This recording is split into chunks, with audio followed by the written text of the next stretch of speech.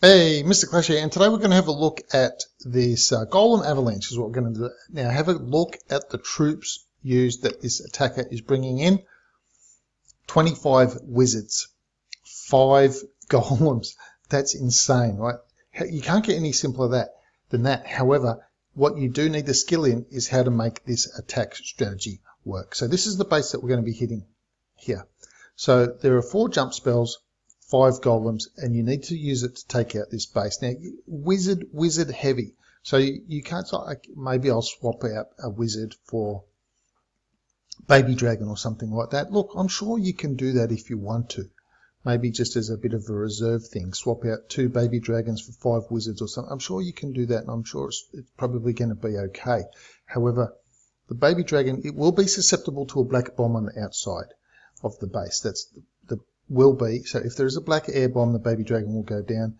But no one's going to put a giant bomb outside to trap a wizard. Now, have a look at this. Now, as the attack goes in, it's just going to be very interesting. Now, all golems have to start on the outside to come into the base, right? And so with this, that's what all golems have to do. So understanding that basic principle should give you an idea that all jump spells must enable the golems to get into the base at some way, shape or form, and then anything to do from within that with the backing of wizards needs to take out something that they can get in range of.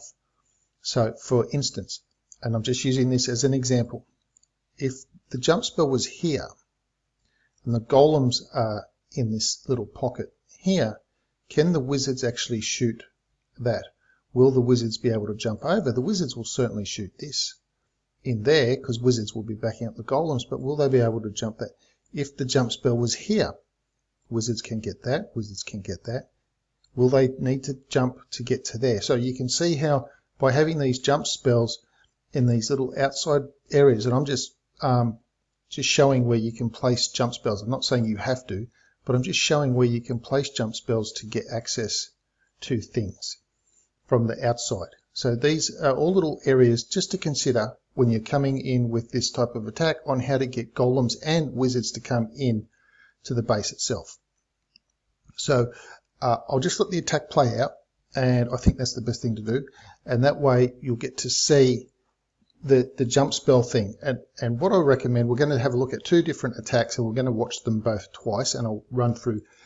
Watch this again, and you'll start to see the relation of what I'm saying with the jump spells and the golems to get into the base, and how once they get in through that first layer, the second layer of stuff is accessible as well, which is what enables the middle of the base to be taken out without trying to get the golems to go all the way through to the middle of the base, and how you are not dumping all of the golems in one hit, and instead what you're doing is you're feeding the golems in a bit at a time, a bit at a time.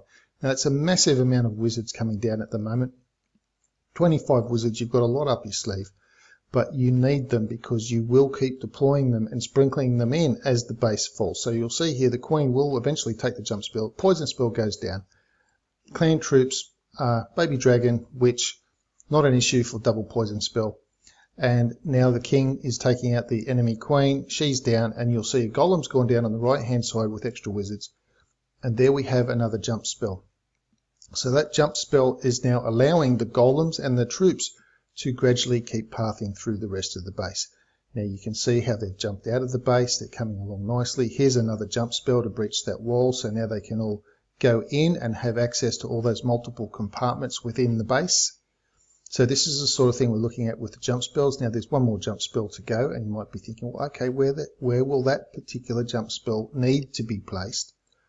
And it's more of a need to be placed thing. So you can see what the king and the wizards have got access to. You can see this archer tower is going to go down now. So that means, there we go.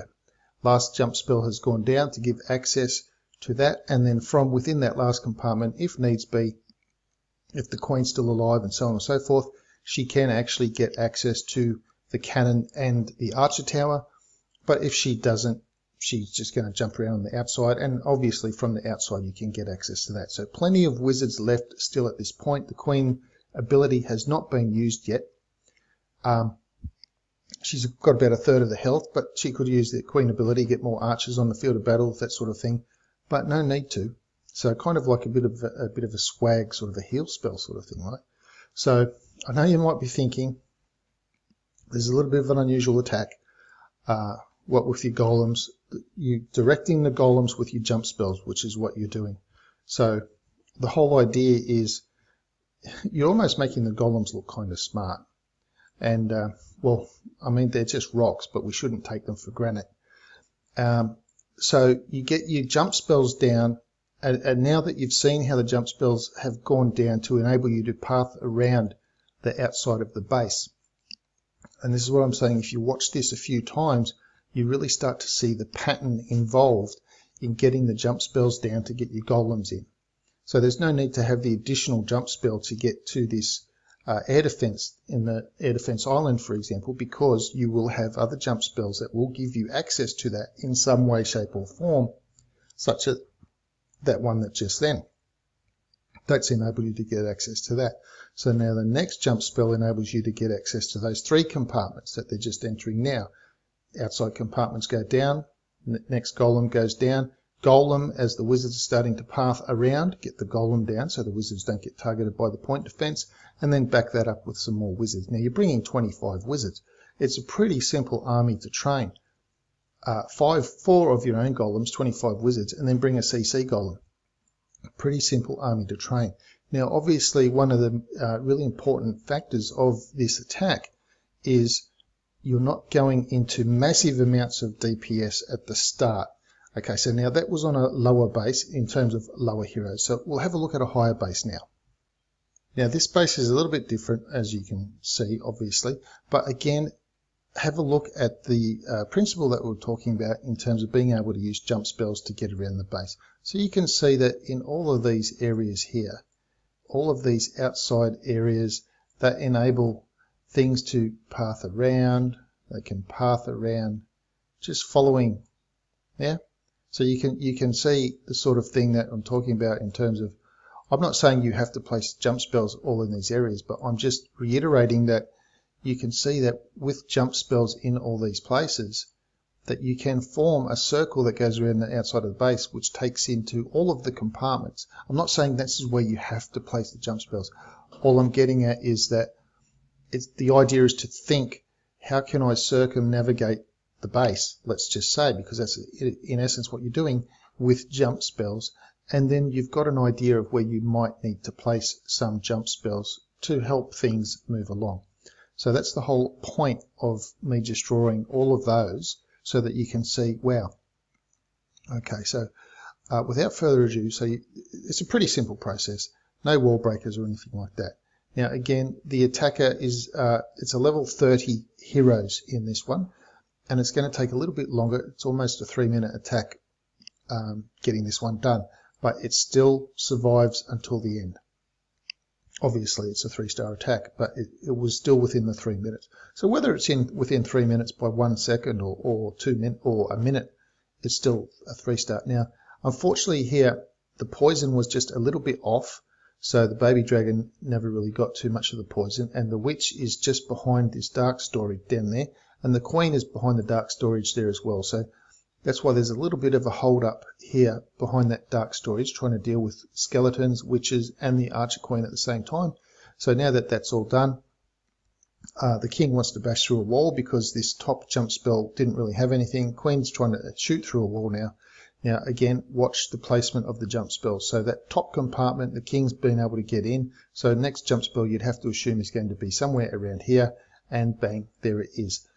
Now that gives access to those 3 compartments, so that you'd have to assume the next jump spell will probably be between these 2 archer towers. So just we'll see if that's where he places the next jump spell. As you can see that breaches those 3 compartments. Then to keep on coming around the base with the golems, that's probably the best location for the next jump spell, and we'll just see if that's where he actually places it. Obviously you need to have enough golems in your mind on how you're going to move them around the base. And then you just see that each step of the way, what he's actually doing is just reinforcing the golems, much like you do a surgical hog attack. That is, you reinforce the hogs, you reinforce the hogs, you reinforce the hogs. Now he still has a golem left and 3 wizards up his sleeve. So now you'll be thinking, well, the next jump spell, where's that likely going to be? Well, the golem is over there, so you'd have to think, well, it's possibly going to be, I wouldn't have said there, but you might have thought it was going to be where the wizard was, but that one was a delayed one because you could see that there were wizards coming to shoot the wizard tower, so you didn't necessarily need to get the golems to jump over to that part. So now you can see this last golem is protecting the wizards, heroes are down, wizards shooting the wall, so it's only a matter of time. It's a good health golem, and there are like 6 or 7 wizards left. Now obviously the wizards are going to be walking a little bit faster. We'll just speed up their walk towards the Troll Tesla and just watch how they take that out. So one wizard goes down, but the other 3 managed to get a shot off each, and then the Tesla goes down. And of course, if the golem had got over there, it would have survived as well. So we'll again have another look. Now that you understand what the process is likely going to be involved, getting the wizards down now to try and get part of the funnel so that the golems don't get too much damage to them before they start tanking on the weapons. Obviously, you couldn't just... that golem had to go down, the first one had to go down a little bit earlier because the archer tower was there and it could reach out and it would have taken out some of the wizards trying to clean the trash. Now, unfortunately, the poison spells could have been just a little bit south. If they'd been a little bit south, it would have taken the dragon, the baby dragon and the queen, and the queen's just got a little touch of that, but not really as much as it possibly could have. So you can see that first golem's gone down, tanking for the wizard, which is just doing tremendous work up there. You got that wizard taking out the mortar. Second golem going down. Why? Because it enables you to get those extra wizards down. So you notice that he's just circling the golems around. Golem goes down, back up with some wizards. Golem goes down, back up with some wizards. Put the jump spell to enable them to get into the base and also circle the base. So this is the general idea of this sort of an attack. So obviously there could be some base designs that this is not really that incredibly suited to. However, that's why it's a base specific attack, and that's why you saw that one attack was base 27 with the lower heroes, and now this attack is base 15 because both of those bases enabled you to get some spells and jot them around the place. So when you're looking at a base like that, you might be thinking, well, can I do a golem avalanche on that base? Draw it out. Get your sketch, get some kind of software, draw it out in Paint on the computer or whatever. The thing that I use for drawing is called Epic Pen. It's a free piece of software that just lets you draw on the screen. Or you could just do a screen cap of a base, bring it up in a picture thing, and then just use Epic Pen or something just to draw on the screen, just to see, give you an idea of where you might need to place your jump spells and things like that. So watch this video a few times if you can, and what you'll notice is you'll start to see the pattern of where jump spells can be placed. It will start to stand out to your eyes more, is what I'm trying to get at. When you watch it a few times and you go, oh yeah, so then that way when you look at a base in the future and you might go, look at that, you just start to see it. You just start to, I could put a jump spell there, and the golems will path around exactly like I saw. And some other bases you might just look at and just go, no, I can't, I'm not able to draw the circles, the spell circles around the base and make it work. In which case, if you can't do that, then you might need to use a different strategy.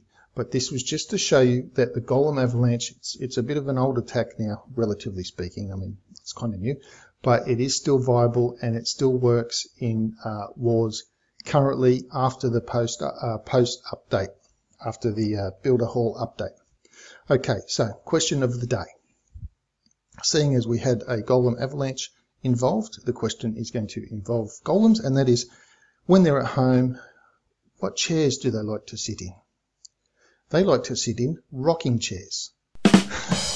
Anyway, that's it for today. Thank you for sticking around to the end. Leave the video a thumb up. Let me know what you thought. If you have any questions, that'll do as well. Please post them in the comments below. And I'll see you in the next video.